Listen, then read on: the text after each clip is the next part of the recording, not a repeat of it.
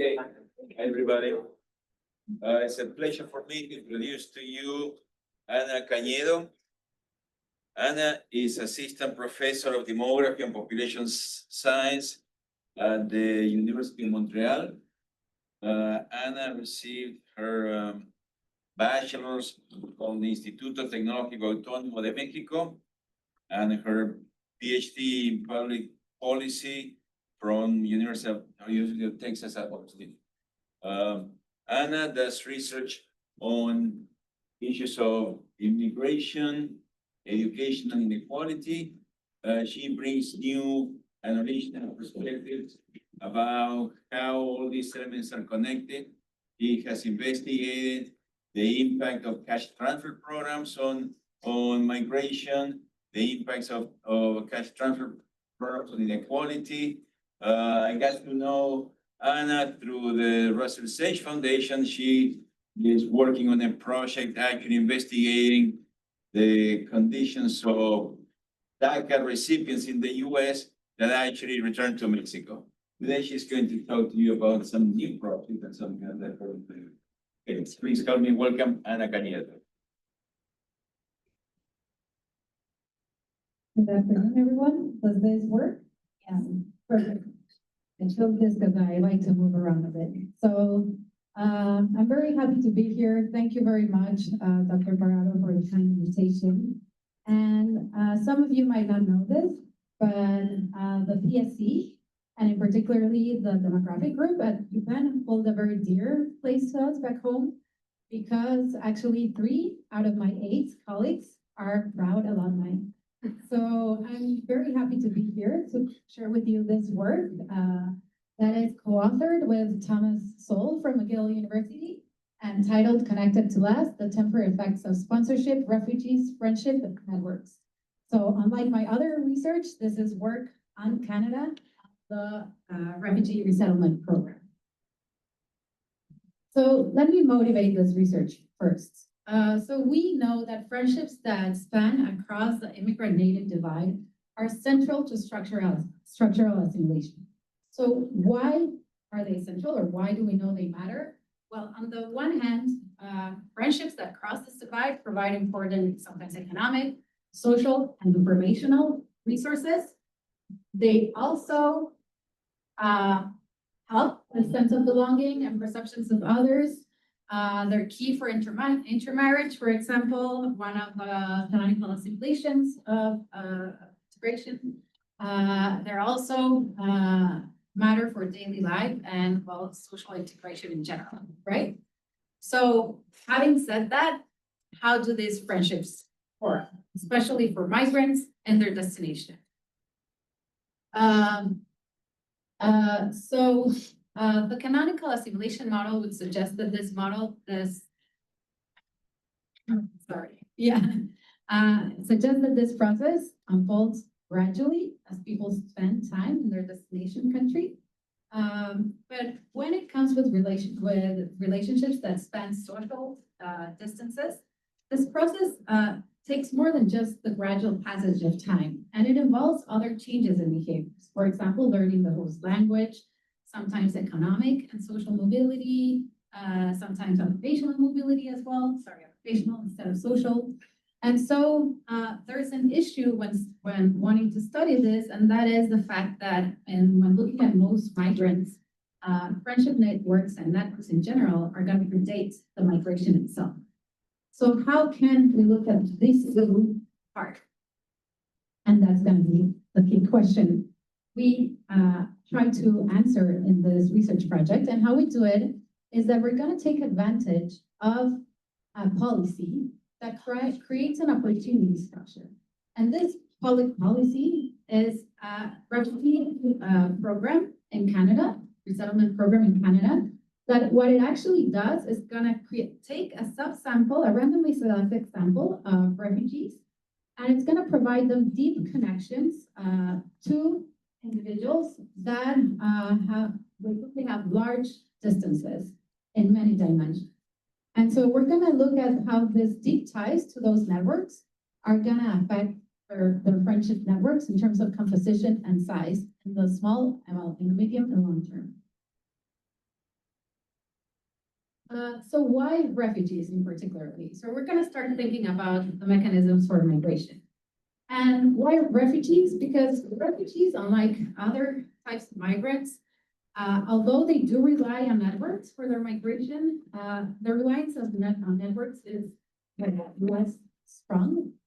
They might rely to identify opportunities, etc. But especially for those that, for example, are resettled through the UNHCR, they don't exactly know where they're going to migrate. The UNHCR selects their country, and their migration is more sudden. It's forced, so they don't have a lot of time to plan.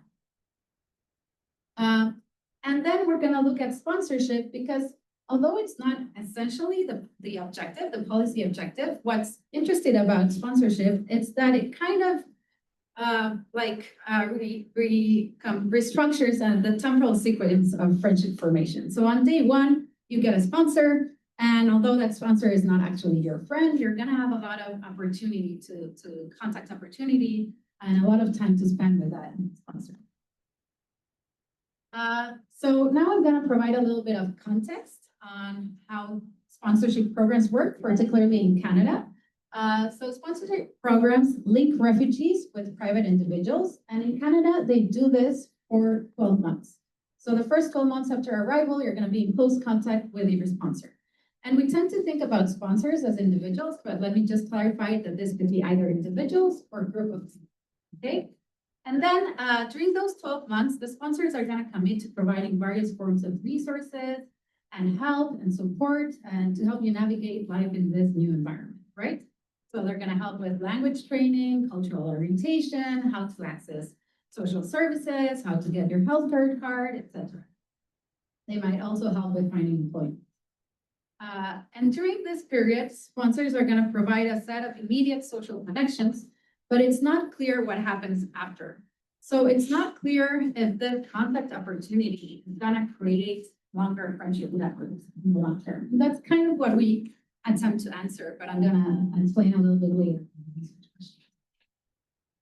So to kind of change your mindset about this, we could think about this research design as a similar context to other social context interventions that are well known in the literature.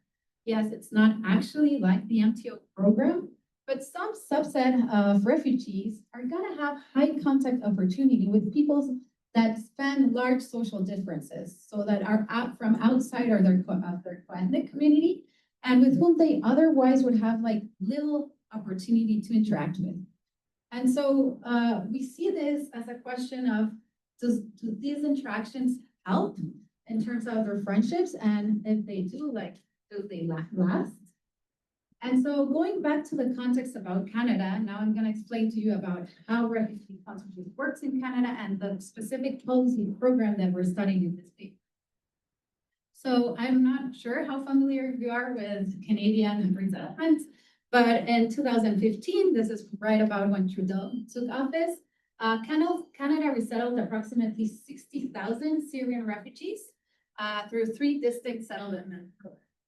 So government-assisted refugees, private sponsorship of refugees, PSR, and blended visa office referred program, BVOR. And I'm going to try to refer to those 3 with their acronyms, so GAR, PSR, and BVOR.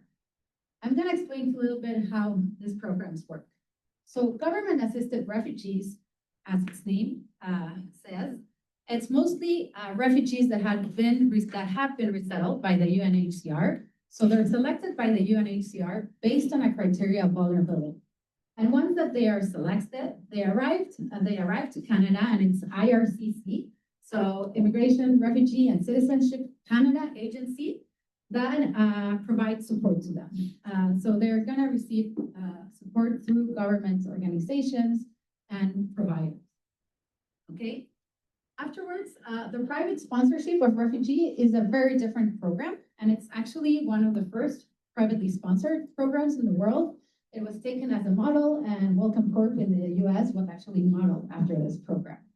And so this program is very different. It actually has like what is called a naming principle. And what it means is that it's actually individuals or groups of individuals that are gonna name refugees, and they're gonna kind of finance their resettlement. So they not only choose who sponsor, they're gonna they're gonna finance their sponsorship, and they're gonna provide aid privately during the first year, okay? And then finally, this is the policy that we're gonna focus on, and this research, the Blended Visa Office Referred Program, the BVR program, which is actually a combination of these two. And I'm gonna explain how it's a combination of these two. So just a little bit of context too, because I don't know how familiar you are. It doesn't matter in which of these programs you're resettled. Canada, you're gonna, upon arrival, you're gonna have residence. So all of these individuals, when they're resettled, they're gonna get their permanent resident cards, and they're gonna have access to resources and help and support during the first year. But those resources are gonna matter. And they're gonna differ, sorry. So first, I would like to bring your attention to the first top rows of this table. So bear with me, we're just gonna focus on the first top rows. And this is going to be to show you the differences in selection of these individuals, depending on the program they arrive in. So as I explained, people arriving in the GAR program and people arriving in the BVR program, they're gonna be selected in the same way. They're gonna be selected by UNHCR based on a vulnerability criteria. So you might ask me, what's this vulnerability criteria? It's based on a number of issues, but particularly whether they have a certain disease, their age, whether they're really at risk, and also the length of time they have spent in refugee camps, okay? And then once they're selected, a subset of those individuals are gonna be selected by IRCC, which is the Canadian Immigration Agency, to take part in the BVR program. It was kind of an experimental program, and it's a small share that take part of that program. But this selection criteria is very different, for example, to the selection of those that are privately sponsored. And that, as you can see, there is a naming principle where those who are sponsored to the private, through the PSR program, are actually selected by sponsors themselves, okay? Once in Canada, they are also gonna have different resources. So although they all get support for the first year, GAR, refugees are gonna receive support from government-funded settlement NGOs, and BVOR and PSRs are gonna receive support from their sponsors. With some minor variations that BVOR, as I said, it's a combination of both programs, so it's also gonna be receiving support from settlement organizations, but most of the support comes from their sponsors. So why is this table important? Because what I'm trying to show you here, and we'll look at demographic characteristics in a while, is that in terms of selection, BVR individuals and GAR individuals are very similar. They're selected in the same way when coming to Canada. Post-selection, is a different story. So this is the only table that I plan to show you in this presentation, but you can look at the different demographic characteristics for individuals in each stream. And there you can see that there is very different and important selection effects. So if we focus only in the first column, the PSR column, we see that PSR individuals, those that are privately sponsored, are much more educated. A higher fraction speaks English and French well, which is the native language. They have more skills, and also look at their pre-arrival ties. Most of them, a higher fraction, knew other Canadians in Canada prior to arrival, and knew other Syrians in Canada prior to arrival. So there's also some religion differences, and what's important to think about here is that it's not correct to compare these individuals as some studies that do, because they're very different in terms of their selection. So when looking, for example, at their labor market integration outcomes, most of these individuals had pre-existing networks that helped them find jobs. And so we're gonna have better, more successful outcomes for this population. However, when we focus on the BVR and GAR comparison, we see that these individuals are very, very similar with some differences, and I'm gonna explain. So we only, when looking at this specific characteristics, we find some significant differences with regards to gender. And there we contacted IRCC to look at all the individuals that were selected by UNHCR and that were after selected by IRCC to belong to the program VDR. And we noticed that there is no selection differences with regards to gender. So we think this is probably just random variation in our subsample of individuals we interviewed. There is also a significant difference with regards to self-employment. IRCC does not collect information on employment prior to arrival to Canada. They just collect information on occupation, but then we would have to classify these occupations into self-employment or not. And as you know, it's really hard to do that because some occupations are not really well specified in the IRCC forms. But we have strong reason to suspect that these are random differences. We spoke with a lot of IRCC officials, and really it was basically random who got selected to be a part of the BVR. Okay, there are, however, some post-settlement significant differences, and as I said, those are post-settlement. So first of all, you'll see there's a significant difference with regard to Quebec, and that's because the BVR program does not exist in Quebec. So all the refugees we interviewed that were from the BVR program in Quebec moved there afterwards. So they probably resettled to another province and then moved afterwards. And then you'll see that another thing that seems to matter is the location size. And that's because GARs depend on government provision support. So they're more likely to be located in large urban areas, whereas BVRs, they mostly receive financial support from their sponsors.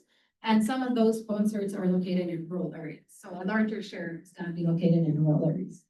Importantly, and I'm going to explain this afterwards, we control for those characteristics in our models.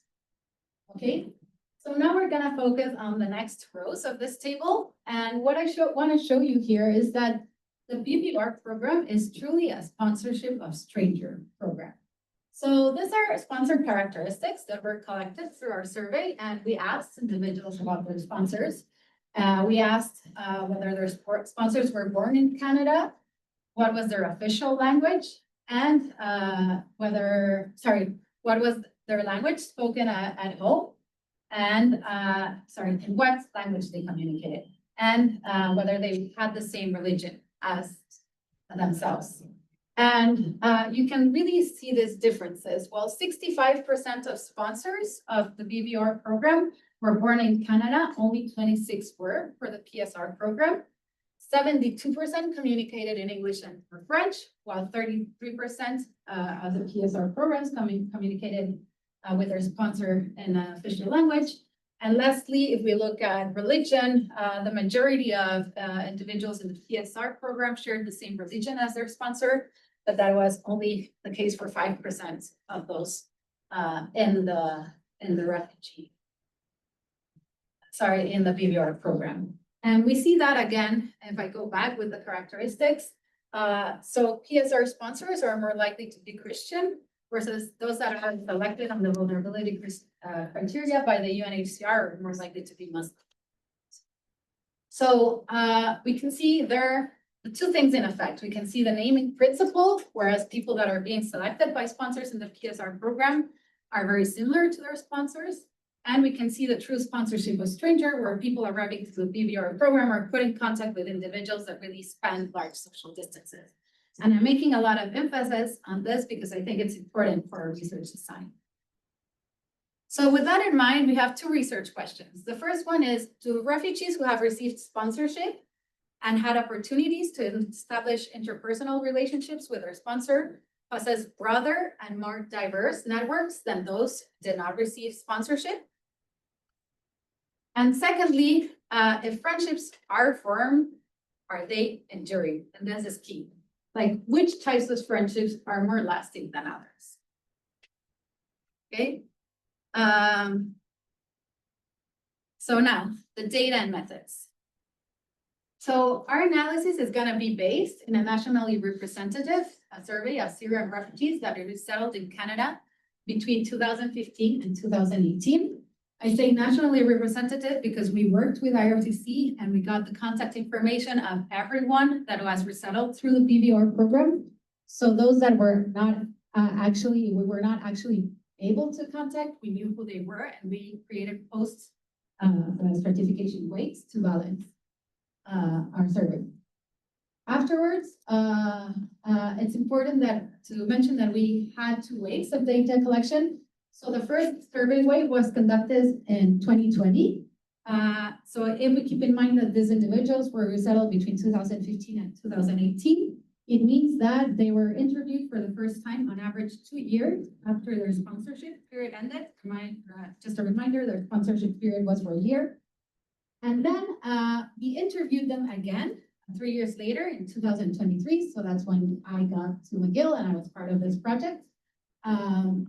And this is on average, more or less 5 to 6 years after their sponsorship period had ended. Okay, in our analyses, we include basically every participant who had completed at least 70% of the first wave of the survey. And that gave us almost 2,000 participants. And of these, we were only able to recontact 855 participants, which is about a 43% rate. So about a little bit more than almost a 60% attrition rate, which I learned is quite normal in longitudinal studies focusing on. So, clarification question. What is the sponsorship for those that come through the government line?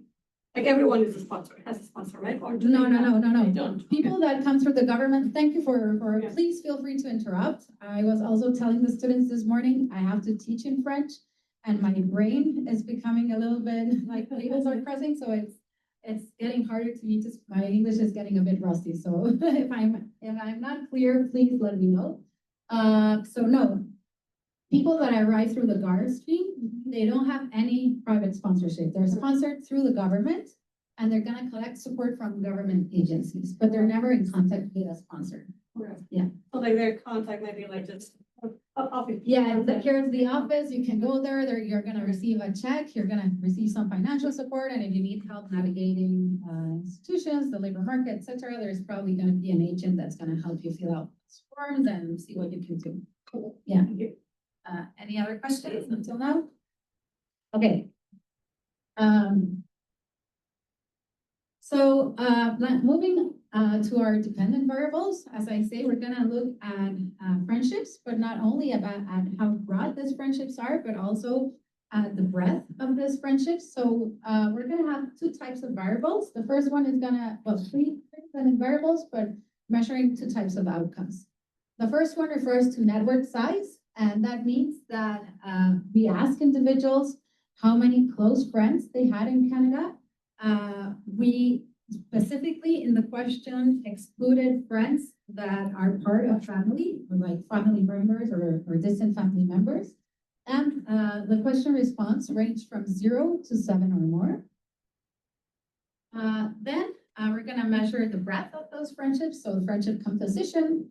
And there we have two specific questions, okay? So the first question asks about the composition of those friendships. So we first have the question about how many friends do you have, and then we ask them, what is the composition of those friendships with regards to three classifications. First, their language spoken at home, that's why I got confused earlier before, and then their religion. So we ask them what composition of those friends speak English, French at home, speak Arabic at home, and have the same religion as you at home. The key issue here is that because of the framing of these questions, we cannot just compare shares. So we actually construct a type of weighted share variable where you can think of an individual saying that only had 2 friends, but half of them were born in Canada as having like a 50% share in Canada, versus someone that said that they had 7 or more friends, but only a few were born in Canada. And so that's why we had to create this weighted measure. Otherwise, we would think the first has more friends, but it's actually the latter. Okay, and then finally, we have a follow-up question that was structured differently. That's the issue when doing surveys. You have to deal with the information you have.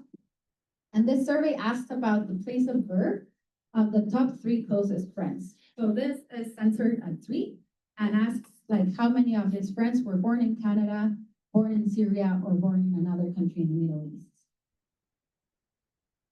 We use longitudinal analyses in combination with linear and when our dependent variable is subcoded, sensor Poisson regression models to compare these measures of friendship networks across several dimensions. And we're going to control for a series of individual and pre-migration characteristics. So of course, we're going to control for age, gender, year of arrival in Canada, years of education, household size, number of children, religion, previous employment in Syria. Then we're also going to control for whether the respondent knew anyone in Canada prior to their arrival, or anyone from Syria in Canada prior to their arrival, and also whether they spoke English or French prior to their arrival. And this is important. Finally, well, we're going to control also for locality size and province, since we showed earlier the differences between Quebec and Canada. And what's important is that in our longitudinal analyses, we're also going to control for people moving from one location to another. Because as I told you, people that were resettled through the BVR program were more likely to resettle in rural areas. So it is likely that in 5-6 years, they might have moved towards larger urban centers. So we actually we had zip codes, and we constructed a variable measuring whether they moved more than 50-mile distances.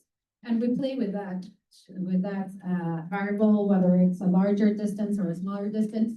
And we're going to be controlling for that as well in our models. So now the results. The question: does refugee sponsorship lead to broader and more diverse networks? So for this presentation, I decided just to show you average friendships across the 3 types of programs, because I think the graphs are more visually appealing. But if you have any questions, I have the tables and I'm happy to show them to you as well. So to our surprise, they do. This sponsorship programs do help to broaden networks. And we actually see that people in the VVR program had about a friend more than those in the GARD program. Also, I want to mention now, remember to keep in mind that this comparison is more like a causal estimate, because we're comparing individuals that were selected in the same way versus the BVR and PSR comparison. This is more just descriptive, and it's for a reference, because those individuals are selected in very different ways. Okay? So what's interesting here is that we find that, yes, individuals in the BVR program had more friends, but also that these friends were outside of their Quasnic group. So most of them spoke English or French at home, and we don't see that's the case with individuals from the other 2 programs. And we see no difference in terms of friendships that speak Arabic or that are from the same religion. And when we look at our other outcomes regarding place of birth, we again see that they have a larger share that are born in Canada, which is not the case for guards, and a smaller share that were born in Syria, and no differences with regards to friends born in other Middle Eastern countries. So it appears to us that although it was not a policy objective, initially, these programs did create opportunity to form friendships with people from that cross the native immigrant divide. Now, the question that has been explored much less in the literature is, do these networks persist in the long term?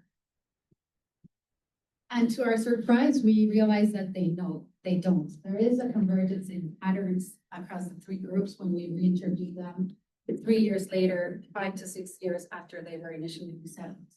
So interestingly, we see that individuals in the BVR program lose the amount of total friends that they have, and that this loss is primarily coming from friends who spoke English and French at home. Well, not from friends that spoke Arabic or were from the same religion. And we do not see this loss for GARs and PSRs, whose friendships are relatively stable through time. And results are once again supported by our secondary outcome variable that looks at place of birth of these friendships. So we again see a significant decline in friendships for the BBR program who were born in Canada. And they seem to have regained some friends born in Syria. In these years. While friendships did decline a little bit, there was no significant differences for the other two programs. And they maintained their ethnic friendships. So this is the second table that I was going to show you because this table really exploits the longitudinal aspect of the data. So we control here for mobility between cities. And we look at the individual change in friendships between one wave to another.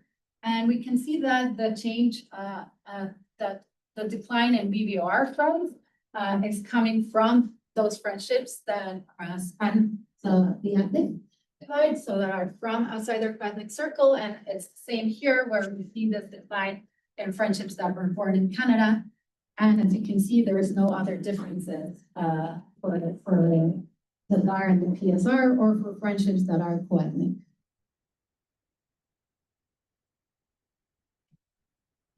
So we do consider a number of possibilities in mind. So the first issue that came to our minds was COVID. So COVID happened between 2020 and 2023 when we interviewed them. And so what if COVID affected interethnic friendships more than co-ethnic friendships, which is a possibility. But we kind of rule out that possibility because if that were to be the case, then we would see a dissolution of friendships, interethnic friendships among GARs and PSRs, but that's not the case. We see that this only affects the friendships that were formed by BBR participants. And then there's a possibility, like in every longitudinal survey, that our results are due to selective attrition or the loss of statistical power. And what we do to address this is that we re-estimate our first wave models and our second wave models, but especially our first wave with only those present in the second wave. And we see that the initial results remain unchanged. So that's not the case. We also see that there's no selective attrition with regards to the characteristics we have. So in conclusion, we find that private sponsorship, those that are generally motivated by pre-migration ties, are not associated with more or broader networks. But on the contrary, BBR program that's truly the sponsorship of a stranger has significant effects on friendship networks. And we nonetheless observe that these friendship networks are fragile and do not last. And what's interesting is that this contrasts a little bit with findings in other areas where initial conditions upon arrival have been shown to have long-lasting effects. So it is not the first time that researchers have looked at the BBR program, and they have actually found that those connections have longer lasting effects in terms of labor market outcomes, etc. Particularly, my co-author Thomas has with Ian Manparan a paper looking at their labor market integration, specifically focusing on the BBR GAR comparison, and they do find better labor market outcomes for these individuals. So why? Why do these friendships dissolve? And although our data does not allow us to disentangle the exact mechanisms of why they dissolve, we think there's two main reasons why we observe these patterns. So the first one concerns reciprocity, and the second one concerns triadic closure. I'm not sure if you're familiar with the friendship network theory, but triadic closure practically means that there's an overlap in your friendship circles. So their friends should be friends with their friends. And why do we think these two mechanisms are important here? To explain why we observe this dissolution. Because by design, sponsor-sponsoree friendships are not, relationships are not reciprocal. So sponsors commit a significant amount of resources that sometimes sponsorees cannot correspond or replicate. And it is also unlikely that their friendship circles overlap. So to conclude, we acknowledge that yes, these ties are fragile, but exactly by bridging social differences, large social distances, they carry the classic strength of these weak ties and open doors to these individuals that were otherwise be closed. So from a public policy perspective, these results should not be not optimistic. We still see that there are positive effects of this program. Nonetheless, it does explain that, it does tell us that these friendships are fragile, and it contributes and is in line with other research, especially on school children, looking at, for example, mentorship programs where researchers do find that friendships that span, that are outside from the ethnic group are more fragile. And we observe the same from research regarding those social context interventions like MTO. We hope this research will contribute also to that line of theory. So thank you very much for your time, and I'm looking forward to your questions.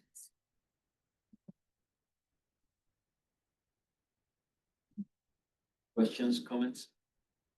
So, I had a question on your premise that these friendships bridging immigrant natives are particularly important. I would have argued that basically friends to similar immigrants who arrived 2 years earlier, or successful immigrants, are the most important one. Basically, right, this is the people you can learn from and go through this. And what my theory of kind of this dissolution is that basically immigrants don't gain that much from these friendships. These are people who are very different. You don't learn that much. Basically, the gap is too big. The friends you need are people who are like you, who arrived 2 years earlier, and basically who know all the steps you need to go through and can give you that information.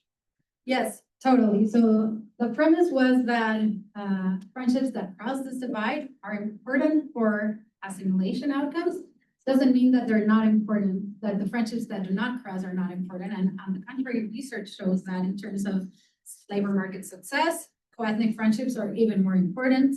Sense of belonging could also increase with co-ethnic friendships. Here what we try to say, and the kind of what we're trying to aim at, is that we try to think that the canonical assimilation model would tell us that these processes kind of go hand in hand. And they kind of follow this linear idea where by learning more of the host language and spending more time in the country, we meet friends, then there's some economic mobility, and that follows some residential mobility, and that will help establish those friends that are really from outside that co-ethnic group. And so the question is, can these types of programs kind of undo the sequencing and provide this contact opportunity on day one? And if they do, can we jumpstart this process? And what we find this is, well, not exactly. Like, yes, you will form more friendships, but these friendships will also be more fragile. So I don't know if that answers your question, but that's that. So you're right. It's not that they're super important. It's just that we do care about these friendships. And that was actually a question that we got, and we also show in a more descriptive form that these friendships do matter. They matter for language acquisition. They matter for employment outcomes, etc. In correlational analysis and some regression analysis, we do show that they're important as well. We'll start here. And then, yeah. Oh, thank you for a really interesting presentation. I'll start off, I'll have two questions. What I want to premise is like, I have a personal connection with this project. Thomas and I are good friends. We're both part of the UCLA Mafia. We had the same advisor all year. And Toronto was my like connection to the Blue Chapels. So say hello. I will. And this brought back a lot of memories because I worked at the University of Toronto and I did research on the PSR specifically. And this is my first question is one of the things that I observed with PSR is that and in my research, the private sponsors, they were not of the same religion or of the same linguistic background and sponsored by the sponsored. So one of the dynamics in the relationship that we have that in at a co-author that we observed is that over time, the relationship became very coercive. Because with PSR, it's like, oh, I gave you money for this month, why did you buy a coffee maker?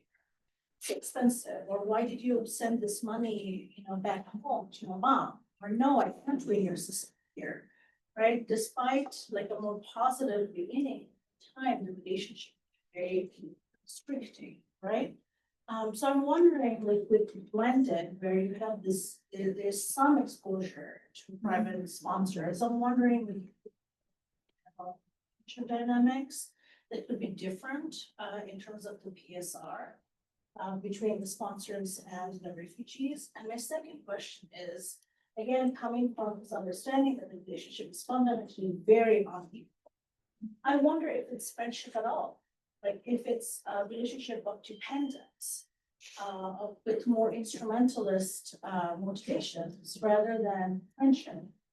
So in your survey, for instance, was there any question about how they would define the relationship, or was it just, or did you just ask them about friendships? What if they don't think of this as friendships at all, but given that that's the framework that we're given, they're thinking that yes, these are friends, but actually they're not friends. Actually, it's different friend relationship. So those are two excellent questions, and they're questions that we have given a lot of thought to, actually. So to respond to your first question, that's absolutely right. So when we observed this dissolution of friendships, we went back to the literature. And in Canada, there's a lot of qualitative literature looking at these relationships with sponsors. And we did read a lot of documented narratives that these relationships, while started to flourish at first, felt kind of paternalistic later. And people actually said like they were more as family than as or uncles, than as true friends. So that's absolutely true. And it's also true that PSR sponsors evolved with time. So the whole idea of creating PSR was to kind of increase the capacity of resettlement of the government of Canada. And so with time, it was more like individuals that they themselves had been sponsored that became sponsored. So yes. And to respond to your second question, you just, yeah. What if these are different kinds of relationships and not friendships at all? Yeah, okay. So unfortunately, we didn't have that information in our questionnaire, but we're not thinking about these relationships as being relationships with the sponsors themselves. Remember, many times the sponsors are groups of people. We're thinking more about, yeah, the sponsor invites you to events, they organize events each weekend, and then you're exposed to the social circles of your sponsors, and perhaps you meet with families that have children the same age, and you spend more time with them. And so these friendships are gonna span. There's gonna be from outside your ethnic group, and there's gonna be large social differences, but it's not directly with the sponsors themselves. They might be with individuals that you encounter with having close contact opportunity, close contacts with your sponsors. So yes, when we present this research, people tend to think the friendships are with the sponsors themselves, but not necessarily. On the contrary, we think that they're not really with the sponsors. It's just that they might be inviting you to weekend brunches, to social events, really have a lot of opportunities to be in contact with other individuals that you otherwise wouldn't have if not for sponsorship relationships. Quite a little bit, but we would have liked to have more information about these friendships, because that would really kind of get at some of the things that we kind of trying to understand the mechanisms of why this would, like, whether it's friendships to solve, like, does it really try to culture and reciprocity, or perhaps because there are other types of friendships, even if they're saying that they're closest friends. We do exclude family members, but yeah. There was a question. Okay, yes. Thank you so much. I really enjoyed the talk. I was really interested with what you were saying about the data in Quebec. And I was interested if there were any sorts of trends you observed, both with that or other cross-province differences. Because I imagine the experience of going from moving from Saskatchewan to Quebec versus Ontario to Quebec would be very different, and then probably some major differences between Ontario and Saskatchewan on its own. So yeah, that's an important question, and we have a paper in progress that looks at that using the same data. So we know that there are strong efforts from IRCC, but also provinces to hit refugees that have been resettled, because not surprisingly, individuals move to larger urban areas, and they move to larger urban areas because it's also where they're more likely to find friendships. Okay, so for example, if you're relocated to Saskatchewan and your town doesn't have a mosque, you're more likely to move an hour away further where you might have access to other people from the religious community, etc. And so that was initially our primarily, what we primarily thought was the reason for this friendship dissolution, was because, of course, we kind of looked also at IRC's records of who was sponsoring BVRs. And to our surprise, it was mostly Canadian-born middle-aged women that were supporting these individuals. And most of them lived in smaller communities. So we thought, of course, with time, there's not a lot of labor market opportunities. They're probably resettling to larger urban areas, and that's why these friendships dissolved. But we actually look at the change in residency, and we play around to what distances are too far to meet with your friends. It was my case. I moved outside of the city, is an hour drive too far to go and meet friends? It's 2 hours. And then we see that it's actually not the mobility, the residential mobility of individuals that predict this dissolution. But that is an issue in Canada, and there's a lot of research trying to understand how provinces, and especially smaller communities, can retain refugees to meet labor shortages. I was just wondering, I'm sure that you've done this, but looking at heterogeneity analysis on this vary by some, and I was particularly interested in the group sponsor versus an individual sponsor. Or if you have any characters, I guess the rural versus urban location of the sponsor, and if any of that, you might not have some success rate, but if any of that picks up any differential patterns, that may be the main result of mass. Yes, we also thought about it. The issue that we have is that BBR program is a fairly small program in Canada, and our sample is 61 individuals that are returning into 2 waves. So there's not much that we can look at in terms of that. When I got to the project and I joined the team, the initial idea was to also do a survey with sponsors. To exactly understand more about the characteristics of sponsors that sponsored individuals in the PSR program and those that sponsored individuals in the PSR program. And that did not work because they were much harder to reach out. And at some point, they just dropped that line of inquiry. And unfortunately, our survey only has those 3 outcome variables on sponsors. But we do look, for example, at gender heterogeneity, if it was driven by gender, and we don't find that that's the case, which is what we could do most given our sample. So we've excluded it from the analysis that I showed here, but because there wasn't anything there, but we do analyze that. Yes. What do sponsors get? What does the program provide them?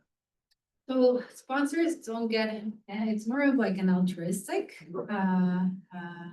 My personal experience, this my house, told as a kid, it's our church.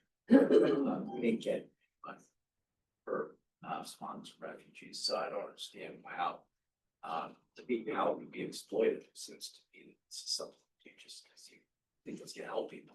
Yes, and it's exactly that. The only difference is that PSR sponsors are sponsoring people they know, and it's mostly through their community or their organization, or through, for example, the church that they're gonna sponsor, like someone has a cousin that was still left in Syria and they're gonna sponsor them like that, whereas BBR sponsors are more, if not totally disconnected with the people they sponsor, and it's more of like an altruistic decision. We did kind of wanted to understand how BBRs were selected by their sponsors.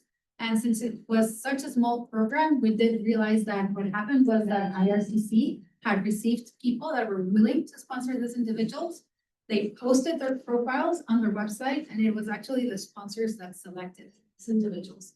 So they could have selected, for example, if they saw a family that had children and they had children themselves, well, they might have been more selected. We were kind of worried about that selectivity.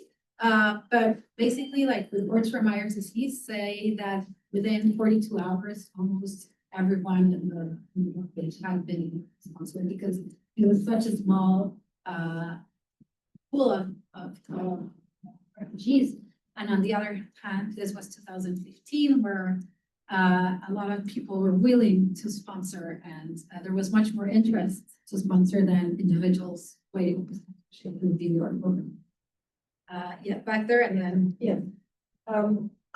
I think you mentioned that you've lost more than 50% Yes. of your sample. Yes. So I'm just wondering, what are the differences between the two groups? The ones that you have in your, participated in the two waves, and the ones that you lost due to the follow-up.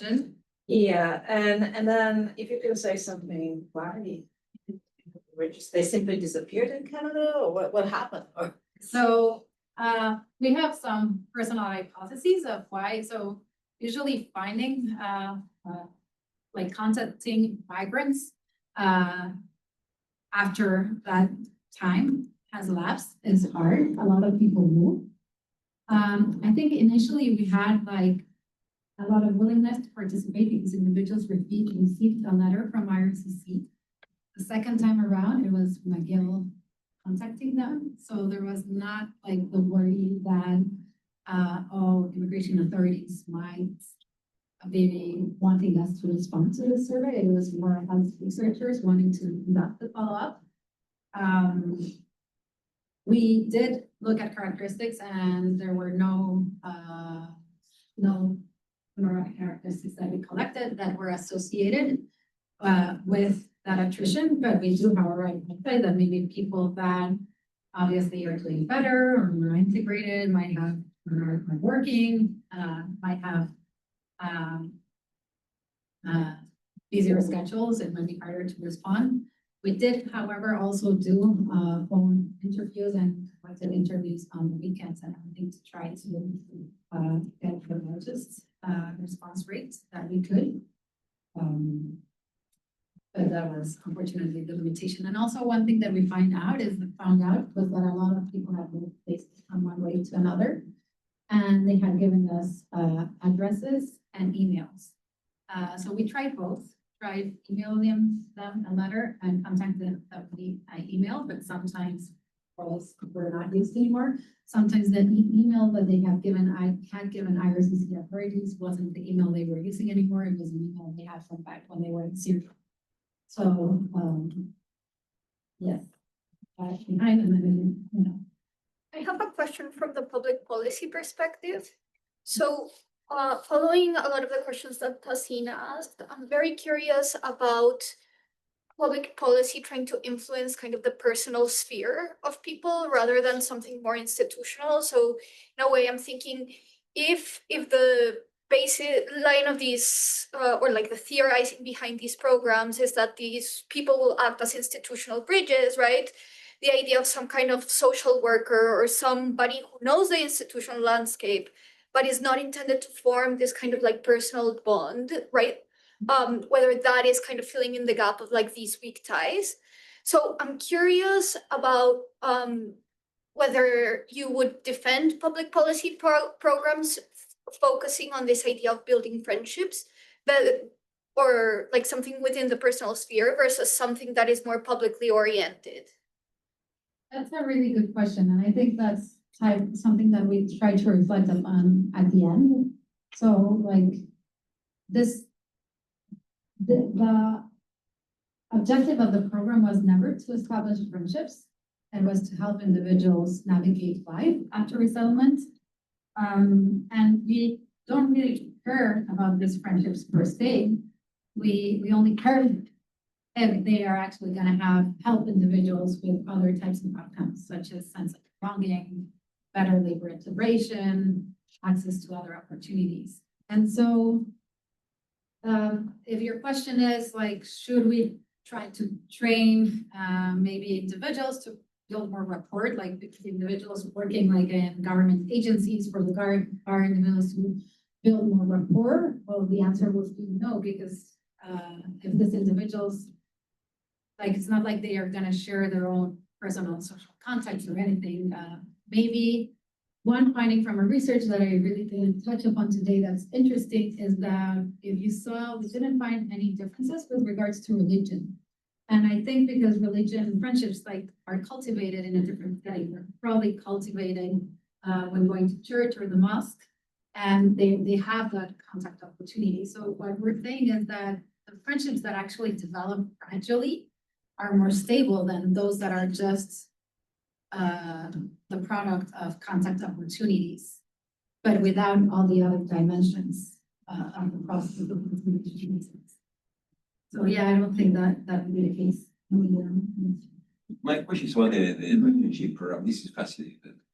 Do you mind putting back the first table, the descriptive table? I have a question. First one.